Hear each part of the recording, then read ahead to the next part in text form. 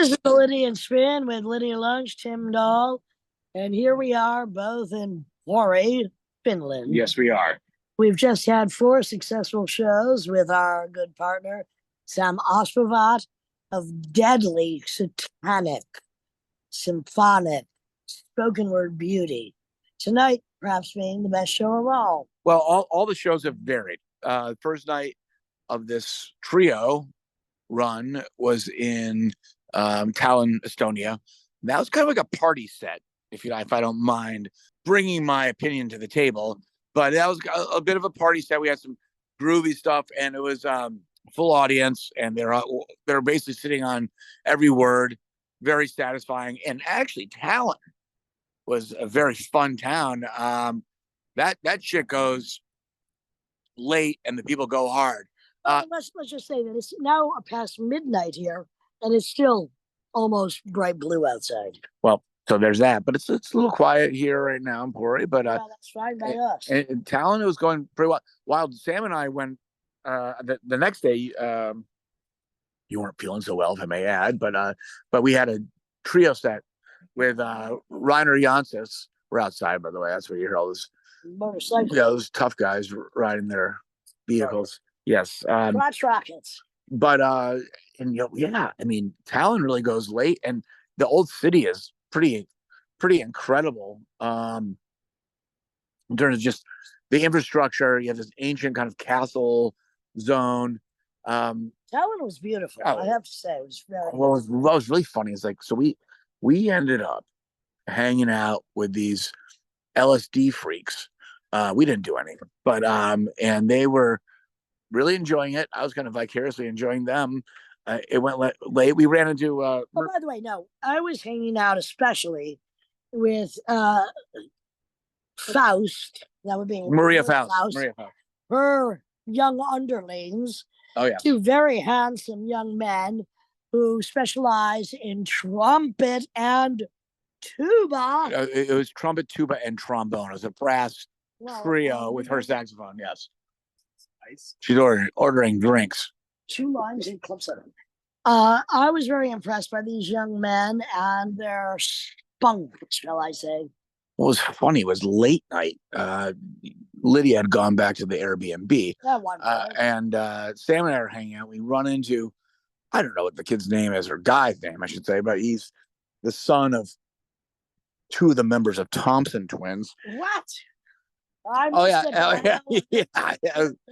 Well, Thompsons are not my favorite, but whatever. That's besides the point. Tim Dahl always spotting the stars wherever they belong. Well, and he was kind of blown away because I started talking about the Fairlight synthesizer, which I've kind of fetishized. And he's like, "Well, my dad."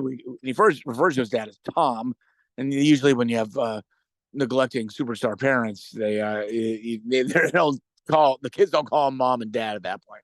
But anyhow, that's asshole.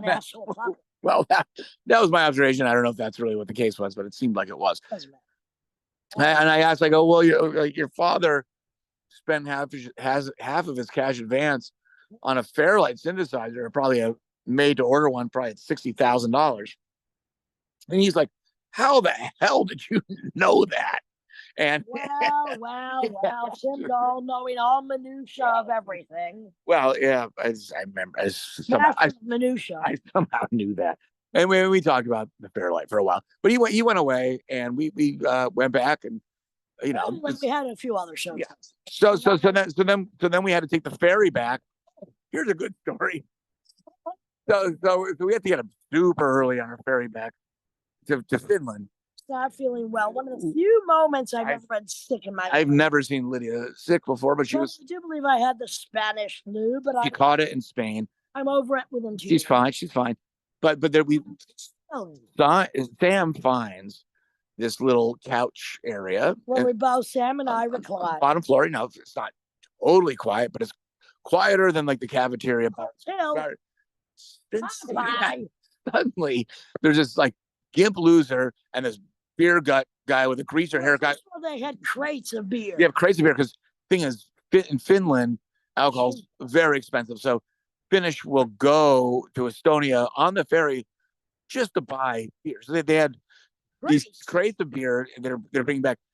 and this guy's voice, it sounds like Popeye. He's like this the whole time.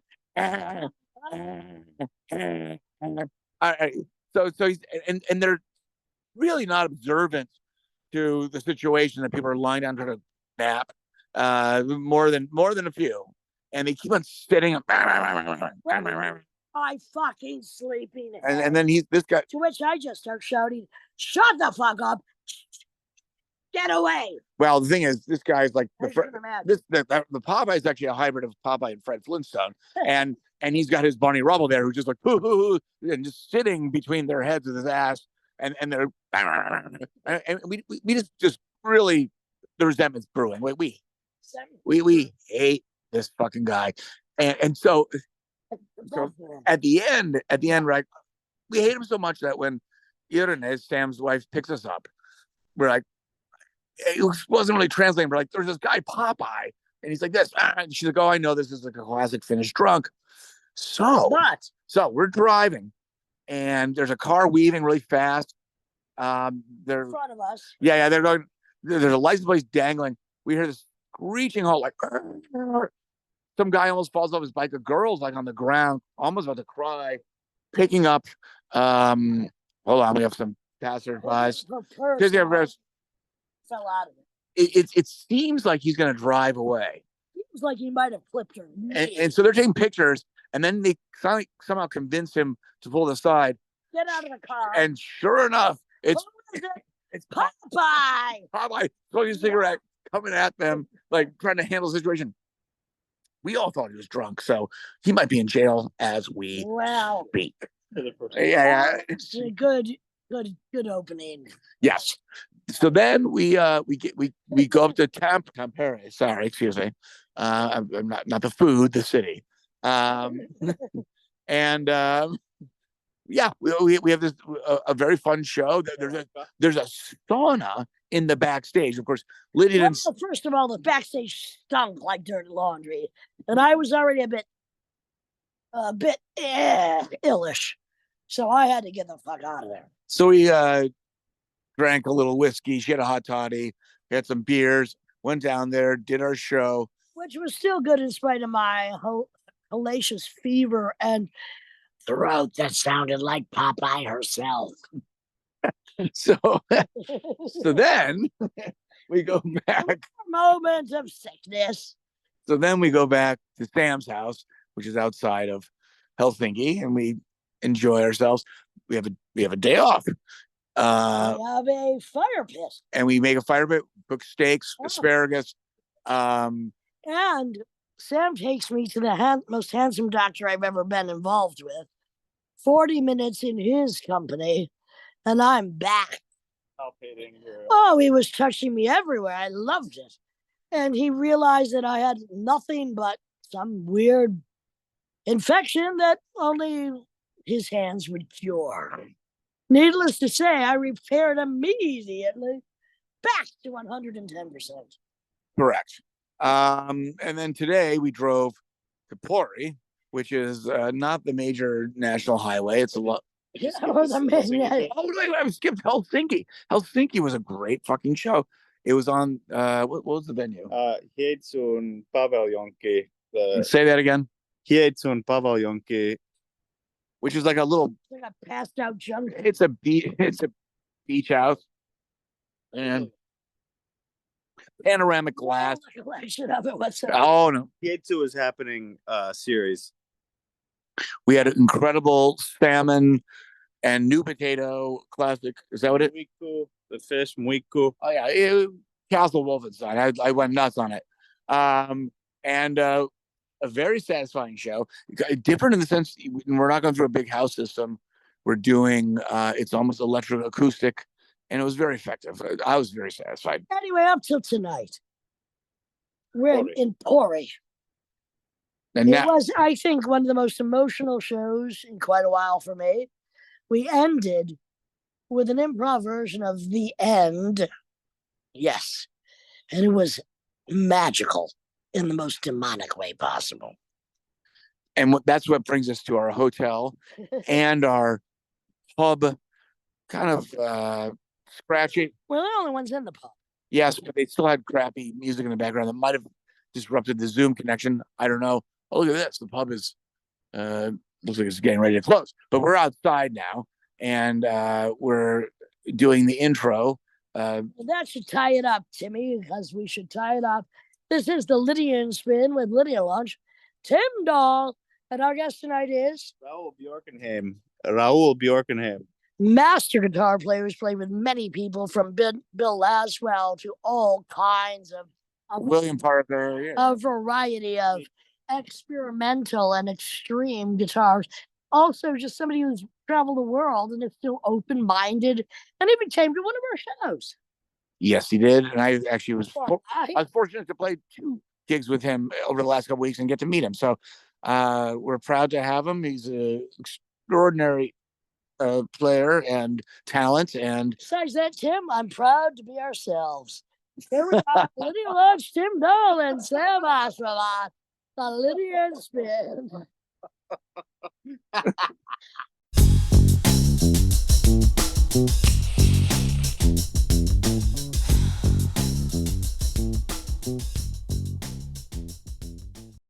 This is the Lydian Spin with Lydia Lunch, Tim Dahl, and Raoul Björkenheim, master guitar player who's played with many people. Name a few, Tim. well, Bill Laswell. I mean, come on, Ingebrigt. You're in the trio with who's the sax player in that trio? It's Ingebrigt, you, and it's No, it's Paul Nilsson ahead. Love. Bjorn. Paul Nilsson the drummer. Oh no, it's a trio with drummer. Paul Nilsson Love, Ingebrigt Flatten, yourself. Yep, and that's all. We were just a What trio. do you think your greatest achievement The- for a my- long my time? greatest- But you're what? also That was- one of you're one of the Finland's leading avant jazz rock living guitar players. Renowned. for Um, now. what Yeah. do you hear? So the question is, how does that make you feel? I mean, do you actually, are you proud of such a thing? Well, I don't really think about it so much. I'm just doing what the way I wanted to do music, and that's what it turned out to be. Because I started off by being electric, by listening to blues, and then I listened to Hendrix, of course. So I guess Hendrix sort of got me into the electric guitar. So I'm not so much like in that sense a purebred jazz guitar player, more like a noise free jazz guitar player, I guess. So, and there aren't that many in Finland. I mean, there are a few, and they're very good. Were you a Sonny Chirac fan? Oh, I love that. I saw Last Exit live, and that was like let me see, that was 1986, I think. And that was an amazing Must show. have been amazing. That blew us away. You remember Had that? you worked with Bill Laswell yet at that point? Oh, no. That was way before. When I worked with Bill Laswell the first time was in 1996, when we did this project called Phantom City, which was a recording that a master tape was sent from city to city, literally around the world, and each person contributed something, and then that was remixed then in Basel in Switzerland, and that became the record. Phantom City, Site Anubis. I don't know if you've heard that. Have you Who heard else that? was involved in that project? It's a guy called Paul Schütze, he's Australian, but he's based in London, and he put together the thing. He's a visual artist, and also he's not really a musician, but he has great music abilities, and he's done all this stuff. I mean, he'd hate for me to say that he's not a musician, because he is, but he put the project together, and that's how I met Bill. Yeah. I want to start over in a sense that Lydia and I are in Pori, Finland right now. Yeah. And of course, Raul, you're in Helsinki, right? Or maybe the suburbs. I don't know if you live in Helsinki, but and Raul and I have played together a couple gigs so far, which and I just met him. It's been a great experience. And he came to our performance the other night. Oh. And so this is the sun hasn't set yet here. I feel like It's 11 p.m. I feel like I'm tripping. We're in a pub in our hotel, and that's why it's Good. like this. And to coordinate this with our producer, Simon Slater, 7 hours ahead, it's hard to pull off. And we just came off, I think, what was the best performance of this trio with myself, Sam Asravat, and Tim Dahl. This was a stellar event tonight in Pori. Just absolutely out of this world. So we're on a high. We're on a high of this Finnish experience, and of course we're not midsummer yet, but it feels like midsummer to me because it's 11 and it's still light out. Well, it feels witchy, and I'm always or it's not 11. It's yeah, it is 11. It's 11. It's 11 p.m. Get with the program. So I'm glad to welcome hear to the that because witching hour. The this witching the hour is witching hour. always the witching hour. Yeah. And it's So, going to but- be a full moon tonight, folks. It's going to be a full moon, so I'm How we know? No, there's literally going to also howl always at a the full- moon. It's also a full moon always in my house, so it doesn't matter. So. but so, well, you were born in Los Angeles because your mother was an actress, and Yeah. so which is a bright and sunny place all the time. And so then, half the year it's very bright and sunny here, and it's very dark the other half. Did you spend more time in the States as a child than Finland, or is it equal or less? Pretty. No, I suppose by this stage I've spent more time in Finland, but pretty even. I mean, I was like what 30 years in the U.S. altogether. So So your mother was in TV and film, but she was also in theater. So would you spend more time in New York or in Los Angeles? pretty much in New York. See, she was the first Finnish actress to get a contract with MGM, and she married my father at the same time, pretty much in 1954, and then she moved to LA, and she had a 7-year contract with MGM and did about 5 films, and then the contract ended, and then she started doing shows, so basically musicals. So she didn't have any so-called education, except that's what she had been doing. She had been a ballet dancer, so she grew up with music, and so I lived with her. She was always rehearsing for shows and going to singing lessons. So I lived in a house that was music all the time. That was really nice. And so then you got into guitar independently, or did you start another instrument first? Well, I started out with violin, and that was awful. That was torture. I cried before every lesson. That was like, I was 7 or 8, and that was awful. Very difficult, right? To torture a child with a violin is either they're built for it or they're not. I like the piano. I used to go to the piano and I'd go da dun da dun da dun da dun. The Pink Panther theme. That was my thing. That was my entrance into music, I guess. And no, but then I took up trumpet for a while. So I played trumpet for a couple of years. But then I got the guitar mainly because everybody at school. I was going to school in Pennsylvania, and everybody was playing. This was '68. Where in Pennsylvania? Where? In New Hope, Pennsylvania. So New Hope was famous for that. Was where I guess Charlie Parker's wife, I think her name was Jan. She started a jazz club called the Bird's Nest. That's the only thing that's famous for, and it's close to Washington's Crossing. Okay. Well, okay. I love Pennsylvania. I go there a lot. I lived in Pittsburgh for 4 years. I love Pennsylvania. I think it's a good place. Very diverse. I love it too. I loved it too. The school was in the middle of cornfields. It was like a high school, and the name was very apt. It was a high school. It was where I changed. Sorry. Where you changed what to guitar? That's when I was going to school, and that was that was Vietnam. That was when people we were learning. I mean, we learned Country Joe McDonald and the Fish. Wishing to die rag, I think it was called. Come on, you big strong man, Uncle Sam needs your help again. That song. Everybody knew that. And then it was Hendrix, and it was Johnny Winter, and it was it was all that. I mean, as a kid, when I went to visit my mom during the fall break and stuff, I'd go to the Fillmore East, and I heard people like, Edward Winter's White Trash, and I heard, let's see, all sorts of good groups, and I was never into Johnny Winter, but I recently covered a Johnny Winter song for a Marianne Faithfull tribute record, Love, Laugh, and Money, and I'd never heard it, and he did a version with Dr. John, which was fantastic. So I covered it recently. I mean, so now you read, but I mean, Edgar or Johnny Winter, I mean, when I was growing up, we're like, are you kidding me? But like all things, you eventually come around. You have to realize where there is genius, whether you like the style or not. Well, the point was that's when I started. That was what we were listening to in high school, because I was at the time I was like 13, like that. That when I remember that classmates had gone to Woodstock. That's how long time Wow. ago. So that's how it was, and I didn't go though. So let me ask this: so were you kind of feral? Did you raise yourself, or was she very involved? Like, how did that work?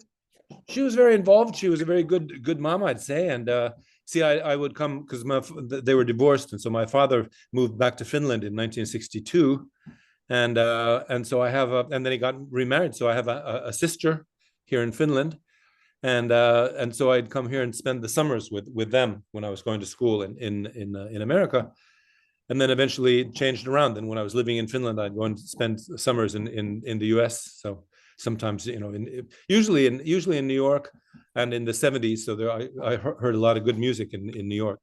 Yeah.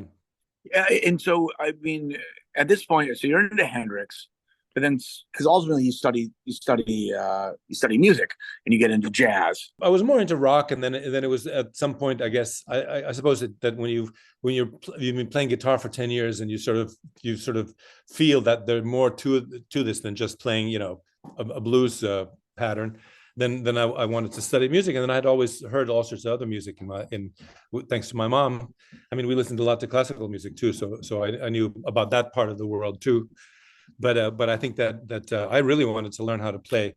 I think it was, I mean, for me, it was something like Mahavishnu Orchestra, the fusion master, John McLaughlin. His playing was like, it was so intense, and that was like something totally different than jazz. I mean, jazz, it was like Frank Zappa said, it's okay, but it smells kind of funny, I think Frank Zappa was an ultimate weirdo, so I respect anybody that weird. But most of the music, like a lot of music to me, is unlistenable. I mean, I would say for me, Frank Zappa, he's so prolific, and to a fault. I would say. Well, we know some people that are too prolific to a fault. Yeah. Well, so, I mean, I don't think Frank Zappa ages that well, in my opinion. As much as I appreciate him and what he did and how he fought for artist rights. Yeah. Artist rights. He did a lot of incredible things. And promoting women in music. I mean, like, even if it was only the GTOs, that's right. But wasn't Eddie Van Halen ultimately more avant-garde as a guitar player than Frank Zappa? I mean, it seems a little more, if you can step outside of the cliches of what that became. If I can imagine a world before that, it's a much more unique approach. I didn't think that Eddie Van Halen, of course, his blinding technique, that was revolutionary, but I didn't think the music was pretty much pop music to my ear. So sure. I was more interested in more violent music. Sure. Like who? Like, who are some of those violent guitar players that really, besides Hendrix, after Hendrix, who really stood out to you? That was after. Well, later on I discovered, Sonny Chirac, like we mentioned, was a great guitar player, and then another one, Kaiji Haino. You know Kaiji Haino probably, right? Yeah. He was one that of course. I listened a lot to him. I'd have to say that Blood Ulmer is a big effect. Robert Klein. Yeah, and then let me James Blood Ulmer, yeah. And then Mark Rebo. I like Mark Rebo too. Okay. Yeah. Well, Mark Rebo took a lot from. Do you like Robert Quine, Bob Quine, who played with Lou Reed quite a bit? I don't know if you checked him out so much. I have checked him out, but that's a long time ago, so I wouldn't be able to sort of substantiate my claim today. I request that you go and listen to Waves of Fear by Lou Reed when he still had one good song left that Robert Quine plays on. So what about Alan Holdsworth? What's your feelings on Holdsworth? Well, actually, I saw him once. We were playing a gig in Warsaw with Bill, with his band, Bill Laswell, called Material, and then Alan Holdsworth was playing a set there, and so afterwards, Bill introduced me to him, and I heard his band, and I thought it was very, very good guitar playing, and I didn't like the music so much, but I thought that his playing was very good. But like Bill told me, Alan would always sit after a gig with the beer, and he'd always going fuck shit, because he hated his guitar playing so much. He'd always be very frustrated about it, and it was like, what's the matter? You really? Yeah, he was very frustrated with his own playing, and that was Bill said, don't worry about him. He's always like that after a gig. Like, oh, okay, all right. At a certain point, I stopped listening so much to guitar players because I thought there was more interesting sounds coming out of saxophones. So and so I'd be listening to that a lot more. So I went through that I listened a lot to Coltrane, especially the late Coltrane interstellar space type of stuff, which to me is in a way the model of how I'd like to be able to create music, which would be like total freedom, but with discipline. Having gone through a discipline of studying music and knowing how to do things with it, and then letting loose and just abandoning all rules and just doing it. That's what I like about that. Yeah, I mean, Coltrane at the time was saying he was more influenced by bad jazz musicians than good ones. He was going to amateur jam sessions, wow. and that was more interesting to him. He was the master, right? Did you play with material? Is that what you said? Yeah, I played with material. We had this gig in Warsaw. It was actually it wasn't called material. It was called, what was it called? Nikki Skopelitis Ecstasis. Yeah, that was the band, and it was okay. A real good band. It was a real tight band. So it was Bill, and on drums was Hamid Drake. It wasn't quite material though, almost like the same band.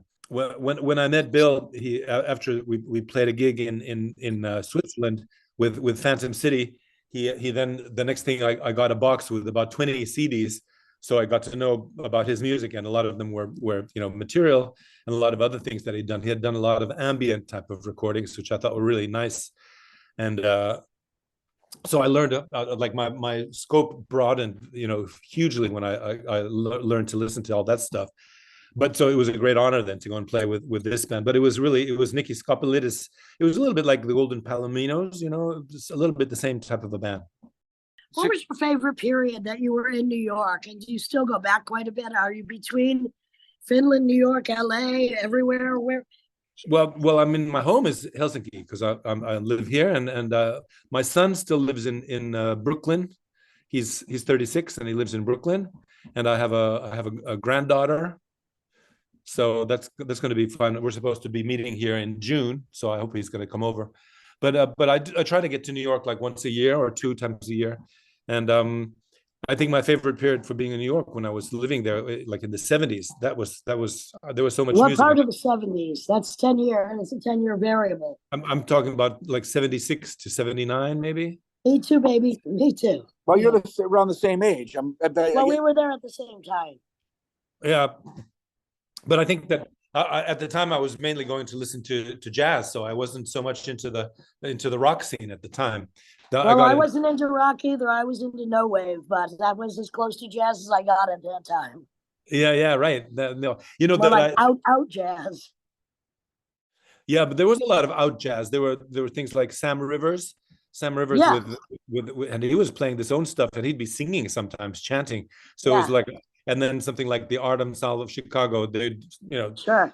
One gig would be like they'd just be quiet and hardly make a squeak, and then the next one would be ferocious noise. The next gig. So it was like, wow, okay. Yeah, well, Suicide were really my brethren at the time, so. Okay, right.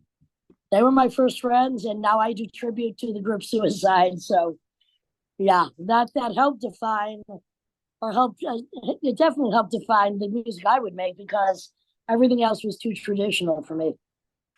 Ooh, I can imagine. Yeah, I mean, so you were like really busy in New York in between like 70s and the 80s, and then I mean, and then I went to Los Angeles, then I went to London, and then I just kept moving as I keep moving now. Yeah.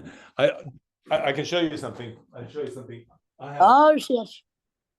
He's pulling something out of his back pocket. I'm a little nervous. Look at this. You see this? Oh, the wire. Oh, yeah. I have a wire with Lydia Lunch on it, and this has been. That's here. Right. It's been here on. She's been looking at me since 1998. So it's funny to be. Well, I think you've been looking at me since 1998. Yeah. But actually, you got it right, because I always think if people are looking at my picture, no, really, I'm looking at them, motherfuckers. You're right. Yeah. Yeah, I can tell. That's good. You have that look on that photo. It's like you're looking at cheers, my friend.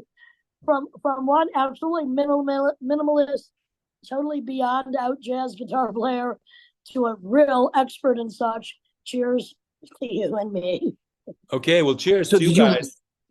Did you run into? Yeah. Did you run into Cecil Taylor much when you were living in I did. New York. I did. I saw him, yeah. And then once we went to this place called the Tin Palace, which was, I think, on Bowery and maybe Oh yeah. 3rd Street or something like that, just around the corner from Sam Rivers' studio, Rivby, and where apparently Patti Smith lived also for a while in that same building, actually. And the Tin Palace, I went to listen to this band called Air with Henry Threadgill, and Yep. and there was only 2 people in the audience, me and Cecil Taylor. That was pretty funny. Oh wow, wow. And back in the day, some of the best shows were attended by under 10 people. Let's face the fact. That's how it goes. I know. Yeah. It's too And bad. some of the best shows today are still attended by only 10 people. But you had a good crowd tonight, right? Yeah, Yeah, a good crowd, the whole of Finland. I mean, yeah. I have to be honest, playing, unless it's an outdoor festival, playing when it's sunny out after 8 is a strange spirit to tap into. I have to be honest. So to me, it's either midnight, 24 hours a day, or it's sunny every minute of the day. I am in no time zone that you can define. I will play at 9 a.m., 9 p.m., or 3 a.m. It doesn't matter to me. It's all time is one long second that goes on forever. That's how it is. Yeah. It's just the way it is. Yeah. It's just the way it is. But now you have to know the guy who organized that concert for you, Jyrki Laihio, he's an amazing guy. He used to play in a band called Circle. Do you know the band called Circle? Well, I'm familiar with them, but I'm not that familiar with them. But yes. He's been involved. This is a whole group of people from Pori that put together bands like Circle, and there was a band called Pharaoh Overlord, which still exists, which is a great band. Pharaoh Overlord. It's a great Finnish band, heavy riff type of playing. It's a great band. And then they had some other bands called Chain Smokers, and there was a band called Lousy Lovers. So there was a whole bunch of offshoots of that period. So in Finland, we had some really good bands playing totally crazy music, was also influenced pretty much by, for example, Captain Beefheart. That would be like an influence too. But Jyrki... I feel that the comprehension for my poetry in Finland is very great. Like people are really, they're getting somehow what I'm saying when most Americans it's just over their fucking heads. Like they're understanding the nuances. They're understanding the poetics. They're understanding the perversity. It's very refreshing. Yeah, I would say, well, I think that Finns generally, people that also come to music, they generally tend to be fairly literary, so that they read books and they read things and they're aware of poetry and things. I mean, that's not a rule, but my experience is like that. So you had a good audience, I'm sure. Well, in Scandinavia in general, I mean, it used to be one of my biggest markets for spoken word because in the winter, what is there else to do but read books and educate your fucking self? So as opposed to a cafe society, people are more in tune with language, with words, with nuance, with poetry, or with anti-poetry, as in my case. So it's been a great experience here once again. Did you experience a lot of music when you lived in Los Angeles? No, I was too young. I only lived there for a year when I was like 12 or something. I mean, I remember going out to get the paper, and my mom was making breakfast, and then I see that Bobby Kennedy's been shot, and it was like, oh wow. And then I had to give her that paper, and then there was a lot of crying, and it was like well, I remember that very well. So that's how I know it was 1968 when I was there. But were you in Los Angeles when the Manson murders happened? I think I was actually. I was just at that, but at the time I was a kid. My life was going to Baskin Robbins and then watching Star Trek. That was the thing. That's what I did. Well, I being of almost the same age as a kid, mine was following the Manson problem, the Kennedy assassination, the Vietnam War, Nixon, and all the fucking rest, including For Dead in Ohio. Thank you very much. One of the best songs of that period. Oh, yeah. And I mean, also Creedence Clearwater Revival, if we want to talk about protest, Fortunate Son. I mean, such a great song. Yeah. I want to ask you because Raul, you went to Berkeley after you were living in New York? Yeah, so I went there between 78 and 81. I was there. Yeah. You're in a band with Marvin Smitty Smith and his ensemble. So I mean, you really crossed. It's a special generation there. I remember. I know of course, I know the alumni, and that's a particularly interesting time. After you did that, because I know you really got into arranging, copying, notation, composing. Where did that take you? I mean, you're doing a guitar. Of course, you enter the computer era, and a lot of that copying work becomes obsolete as a profession, at least. But there's skills that go along with that. Where did all that take you? I mean, were you working professionally as a copier and as an arranger for a while before the computer age kind of changed the game? Well, I mean, I always considered myself mainly a guitar player, so it was really just to make ends meet, because I wasn't making, after moving to Finland in 1981, after having studied for 3 years, it's not like I had a lot of work that paid me a lot of money. So I started off by doing some teaching jobs and then doing copy work, which was a really good job, because I could sit at home, listen to records, and just copy out the parts and make money, and that was great. I was good at it. I had a good calligraphy hand, and I used India ink, so it was spit proof. So you could spill water on it, it wouldn't run. It was really good, and I did that for 15 years. But I mean, I think that the main thing was that I learned. I was always into arranging. So I've written 5 pieces for orchestra, which I've actually had the chance to hear them play, and then I've written string quartet and other stuff, but. Always the thought came afterwards. I always took the job as a challenge to do something that I didn't know I could do, and then I learned how to do it. But then all the effort that it took to do that work, especially arranging for a symphony orchestra, it just took me so many. I mean, one piece took like 2 years. Then afterwards, I thought, well, if I had used this time instead writing small band pieces and then rehearsing that with a band, it would have been more music, I would say. So I've never considered myself, a successful composer. I'm a dilettante in composing, for bigger orchestras. But it was a challenge, and I wanted to do something that I didn't know how to do. But my best piece for big orchestra is for 38 electric guitars, and that's online. You can find it on YouTube. Wow, guys. It's called Crushing into Glenn Branca territory. Thank you. Good. Oh, it's actually based on Korean Sinawi trance music. So it has nothing to do with rock, not really even avant. Well, more I guess with rock, but it's a very slow, heavy thing. I'm playing some wild slide guitar, and so we had let me see, we had 30 electric guitar players, 8 electric bass players, and 4 drummers, and then 2 soloists.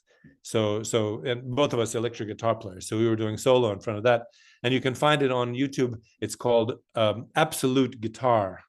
So you have to, if you write Absolute Guitar and my name, then you'll find it. And amazing. It's a 1 hour documentary on the process.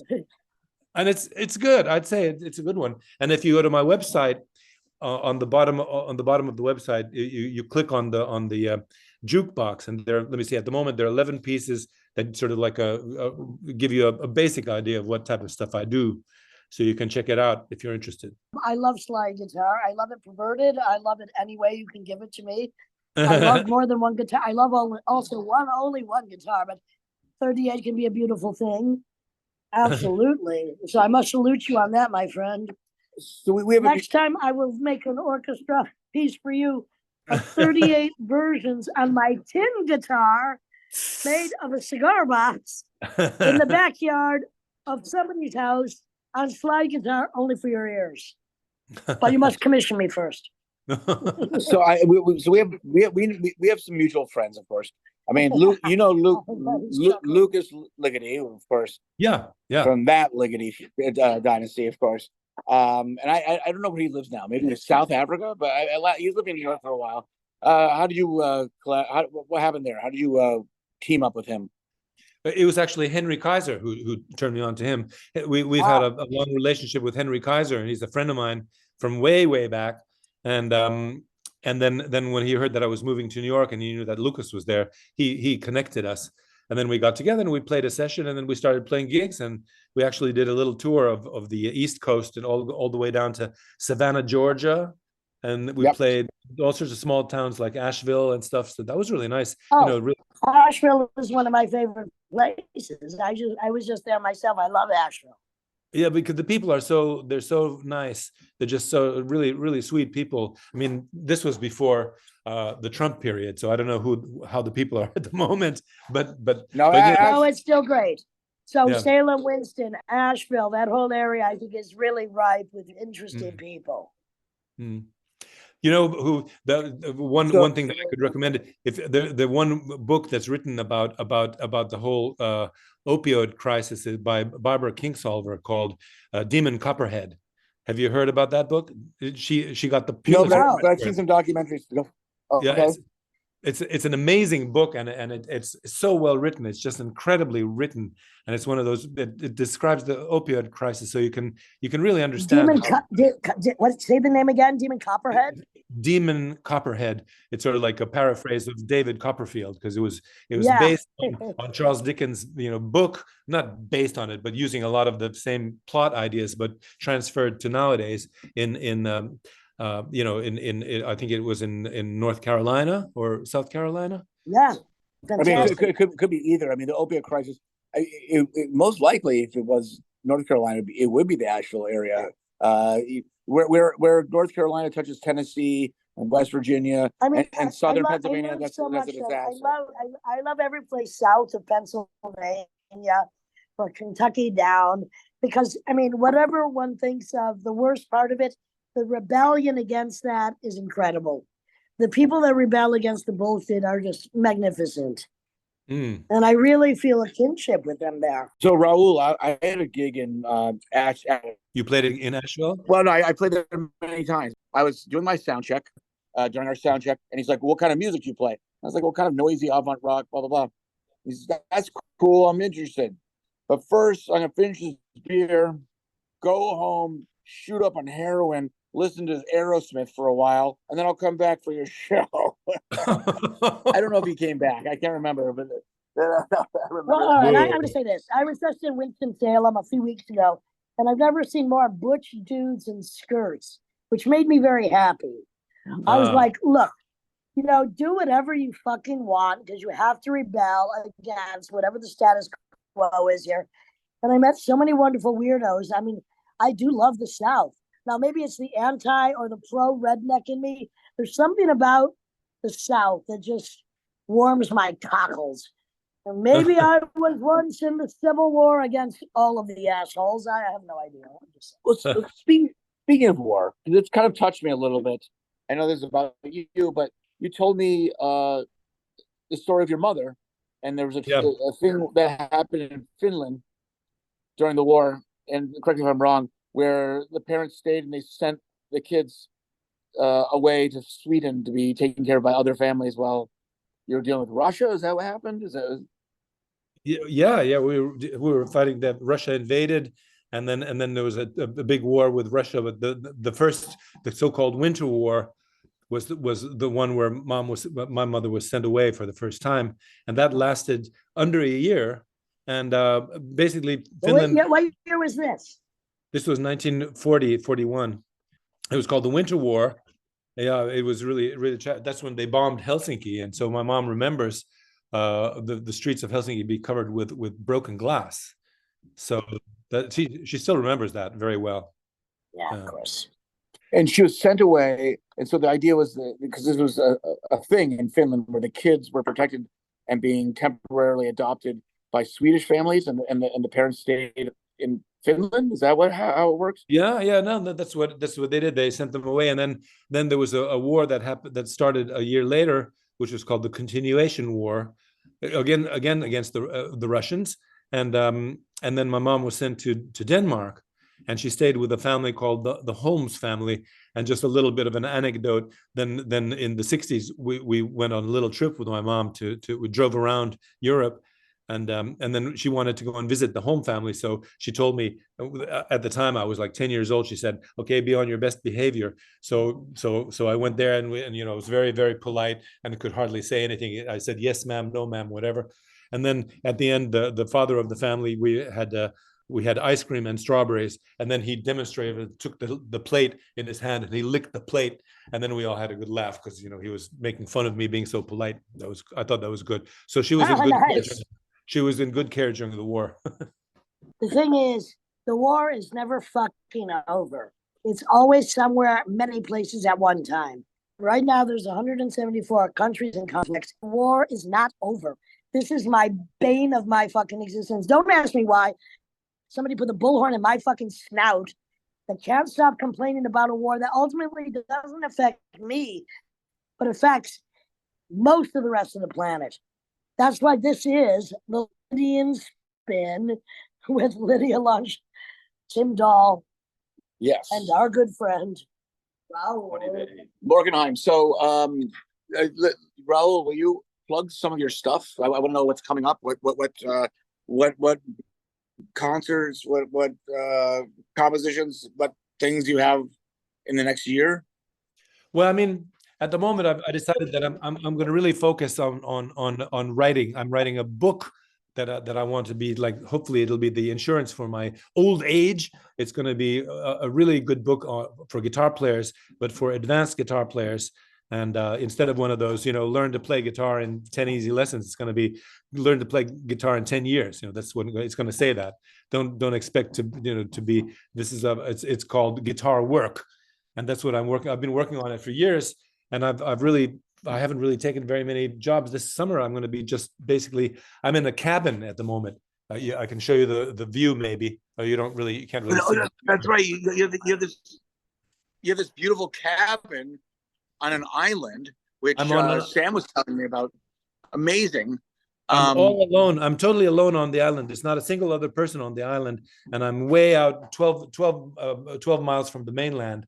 And so it's the perfect place for me to just play. I've been playing guitar all day. That's what I've been doing, and then I've been writing. It's amazing. It's amazing. Well, you kind of are, and of course you are yourself. But we've talked about this, almost carrying on the Mick Goodrick tradition. Besides, except for the fact that you probably play out live more than he ever did. I could be wrong. I think I did. Yeah. Because he's really kind of focused on his books and his exploring the inner techniques and possibilities of guitar.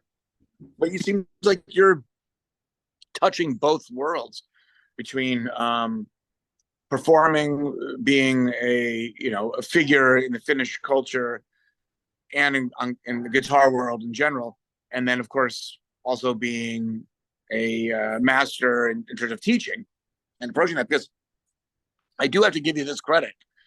I don't know how intimidating that is. I mean, the amount of guitar players that are on this planet and all the permutations and everything, that's very bold to pursue it like that. And that's, much appreciated, because that's pretty brave, I have to say. Well, I would put it this way, that I've made some discoveries on how to look at the guitar and play guitar. So the book isn't so much. It's really pretty much how to touch the instrument, different ways of touching. There's going to be a whole chapter, all the things you can do on one string. So it's as if you had just a one-string instrument and you could only play on one string. So all the double-handed tapping things, the harmonic things you can do, the shifted harmonic things, the noise, the scrape things, everything you can do with one string. So that's going to be a full chapter of about 25. There's certain things that I've learned by playing on one string on the bass that were never taught me. What I was taught was learning the positions and all the permutations of the positions. And when I'm playing live, I start realizing, especially bass, doing a lot just on the low E string, because that's like going to be the richest timbre for the low end. I'll just choose going up and down the neck on that for a lot of stuff, because I'm going to get the best sounding results. But I don't know if that applies to guitar as well too. For you, do you use a lighter or heavier gauge based on timbre, or how do you approach that? Well, I mean, I've gone through different periods. At the moment, I'm fairly sort of medium light, I guess 11 to 52 on the guitar. So that's not really a heavy gauge, but it's not a very totally light one. But because the light one, the string keeps on breaking, and I hate having a string break. So there was a period when I'd change strings before every gig because I just couldn't stand the idea of a string breaking in the middle of a piece. No, I hear you. Yeah. And but I mean, yeah. Go ahead. No, I'm just saying that so I think that that now what I'm going to be doing for the fall, I'm working on setting up a little tour where I'm going to be playing blues just by myself, like a little bit like what we did when we were in Tampere. I sang like a song or two at the end of our set. You remember that when we were in Tampere at that little club when we had finished, then there was an encore, and then I just did a blues song. So something like that. I'm going to do a little tour playing in cafes because I just want to do that because I like singing, I like playing, and that's something I haven't done before. So I'm going to do that. I mean, I did that in New York when I was living in New York between 2001 and 2008. I played on the street, so I had my little corner on Union Square, and I'd play 3 or 4 hours, yeah, 3 or 4 times a week. That's how I made my money. Well, that's a skill I don't think I've ever busted. But oh yeah, Sam's got a question for you. Sam Oswald, who's on the road with us, who we all play together. Go ahead. Yeah, Raul, how are you doing? I'm doing good. How you doing, man? I'm doing great. We just finished this fantastic tour of which you saw a show. My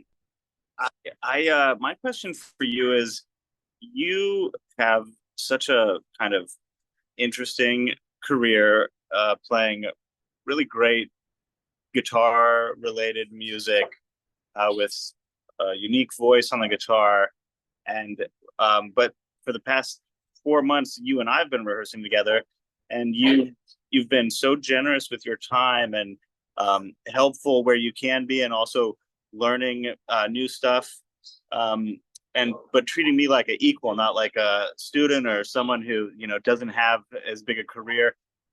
Is that where did that come from? Is that something you've had to cultivate, or where did you learn that from? Did that come from your parents, your family, your teachers, or is it just your natural state of being? Sam, it was just you, because you're such a nice guy, and no, but it's true. And you had interesting stuff, and we had this polymetric sort of thing that we had that sort of bound us together. So we were both interested in these really complex rhythms. And I haven't met anybody in Finland who'd really be interested in that type of stuff. So I thought that we, immediately hit it off. And, I like playing. So that's always a challenge, to play new stuff, and playing with you guys. That was really a lot of fun, man. More. Well, I hope we do that again soon. It's been a pleasure working with you, Raul. You should come and visit us in New York, and we can do a gig there. How about that? How about that as a deal? That's a good deal, because I'm definitely going to come there. So I'm going to come there during the fall, and I'll let you know in good time so we can set it up. How about that? Raoul Björkenheim, I think this is a meeting that should have happened since I've been here the last couple of weeks, and I look forward to working with you in the future. And it was very generous of you to give us your time. Well, it's just that's part of life, I would say. I mean, that's I was very pleased to meet you all, and thank you very much. This is the Lead Spin. Hello and goodbye. Thank you, Raul. So you have a nice evening, and then when you're driving back, watch out for those moose.